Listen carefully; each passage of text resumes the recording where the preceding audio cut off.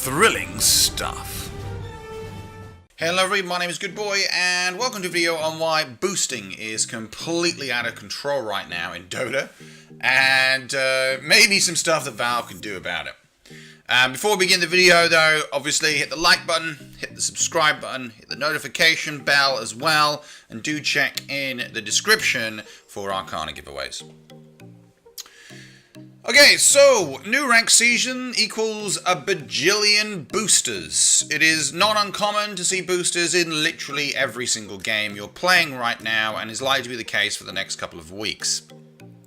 Reason being, recalibration means something. Recalibration means up to 500 MMR, or if you're afraid of losing your MMR, negative 500 MMR if you manage to lose all 10 games.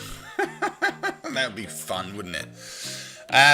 So, with this in mind, and with the increasing age of the Dota audience, most of us, or I say most of us, many of us, getting full-time jobs, getting married, having children, all that kind of jazz, suddenly people are like, am I willing to part with $50 to $100 to gain 500 MMR versus all that time spent grinding it up?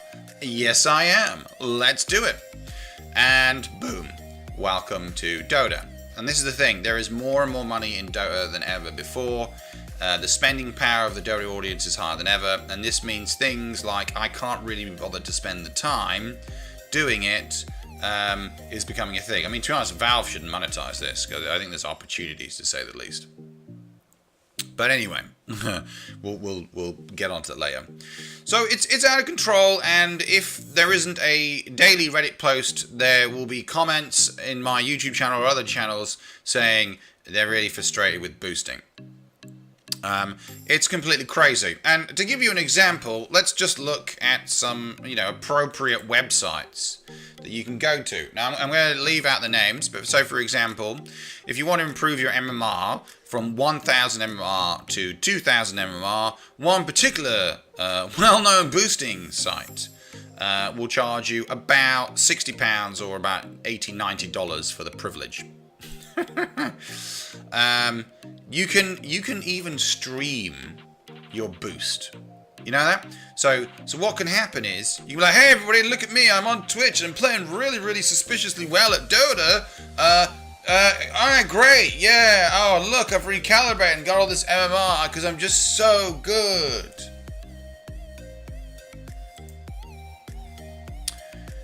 Yes, not joking, you can literally stream it.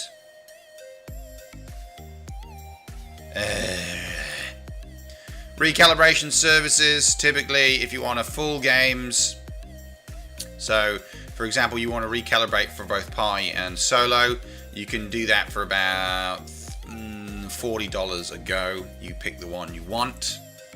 Best price I could find was $60 for 10 games, but then that is just for one side as opposed to the full 20, in which case $40 is about right. Or, for example, let's say you want to go from 2000 MMR to 4000 MMR, it'll cost you about $150 and it'll take about 3 weeks. If you want to do that with party, it costs you some more like $200, $180, something like that. So those are the going rates, as it were. And a simple Google search, boost MMR Dota 2, will bring up a wealth of different services that will allow you to do that cheaply. Well, I say not that cheap, but easily, cheaply, and well. So that's kind of Dota right now. Now, naturally, of course, we can go through all the ethical complaints that you might have with boosting, and that's all well and good. The problem is that actually it's so pronounced now that it's actually very difficult to fight against it because it's being done so frequently and rampantly in Dota. But there's a sting in the tail. You can pay for your 10 games to be recalibrated, but here's the problem. And you can gain up to 500 MMR, assuming that even works, but there are problems, and here are the problems. The first problem is that, let's for a second ignore what you're doing is wrong, in the sense that, it's not a true reflection of your skill. Let's just forget any arguments about that. Let's forget the fact that you're paying somebody else to play Dota for you so you look better to your friends. Let's ignore that and say that's not a big deal for now. Let's just ignore that. Let's not have an ethical discussion. Let's have a practical discussion about the problems with doing it. Okay? I'm not going to judge people. If you want to boost away. All right? I'm going to look at the problems associated with that outside of ethics. Okay? Here's your first problem. People that recalibrate really, really well, so let's say they gain that 500 MMR, are losing hundreds of MMR for a single game.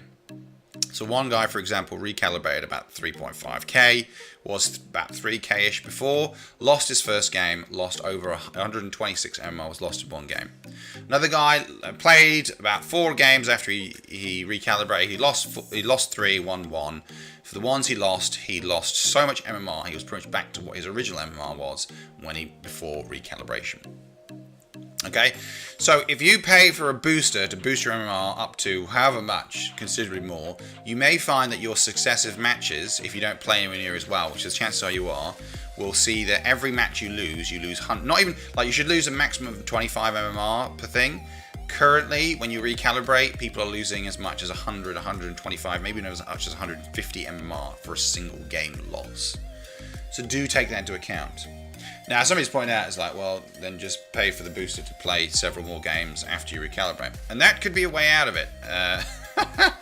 But, you know, nonetheless, the system after recalibration is very damning on people that calibrate much higher than their base MMR prior to the thing, and are making people lose a lot of MMR than they should. You know, effectively, you're losing 4 or 5 games worth of MMR just for a recalibration of 1. So that's kind of the lay of the land on that one. So do be warned that boosting may be counterproductive anyway, because whatever you did gain, you'll probably lose when you lose a few games shortly afterwards anyway. So there's your first, I would say, pretty major problem.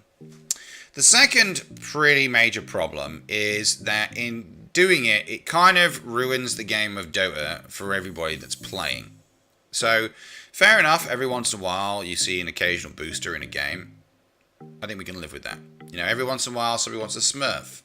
Fine, we can all live with that. But right now it's literally every other game, or every game. And that's really, really annoying and frustrating on everybody else that's gaining their MMR through a fair means, which is playing at their actual skill level. It also makes the games pretty toxic as well, because if you aren't a booster and then you go mid and you play against a booster, you will lose mid, feed 5 times, get reported by your teammates, and then of course calibrate really badly on a much lower MMR than you should be.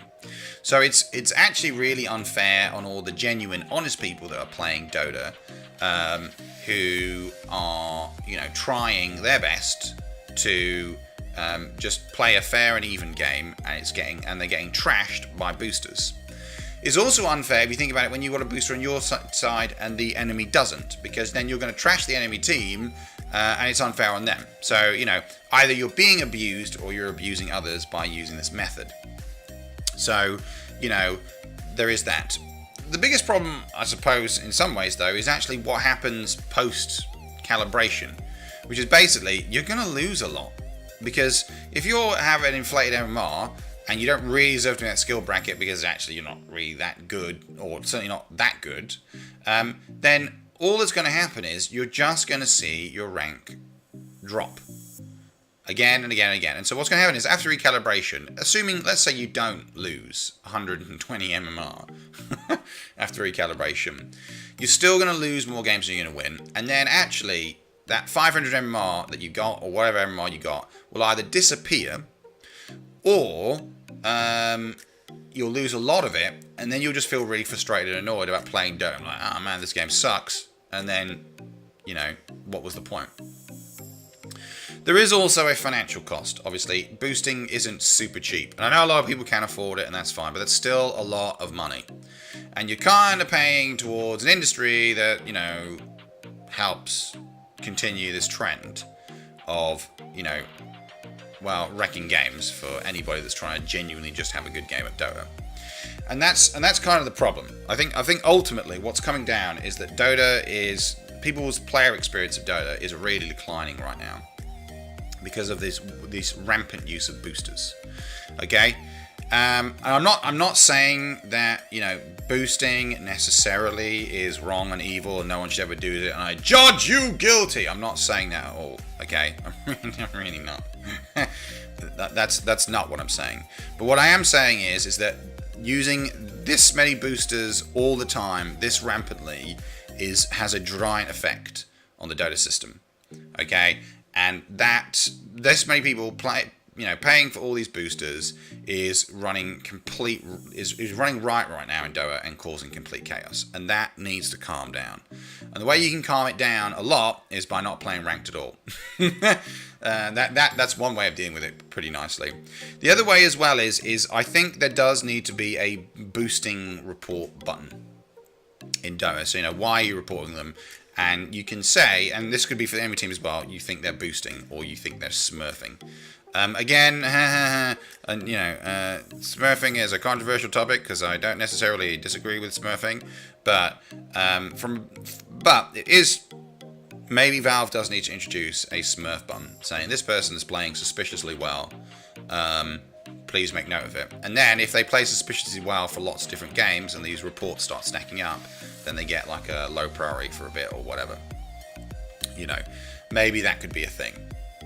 And so the thing is, I've always maintained that smurfing, or even boosting, if you argue, which maybe they're interchangeable, you could argue, every once in a while, I don't see it as a big deal. But if someone's consistently doing it, game after game after game after game, then they probably need to calm down and maybe have some time low priority to think about not doing it too much, because you are abusing the system too much. But I think, like I said, a lot of pro players smurf, a lot of pro players play infrequently, every once in a while. Alternative accounts, they will play every once in a while in 1k or 2k or whatever, or 0k, and that, I'm not saying that is necessarily wrong, but I am saying widespread, rampant abuse of high skill players, predominantly and continually only playing in lower skill brackets, is unfair for everyone, and it makes the game a lot worse. And that is something that we probably have to deal with.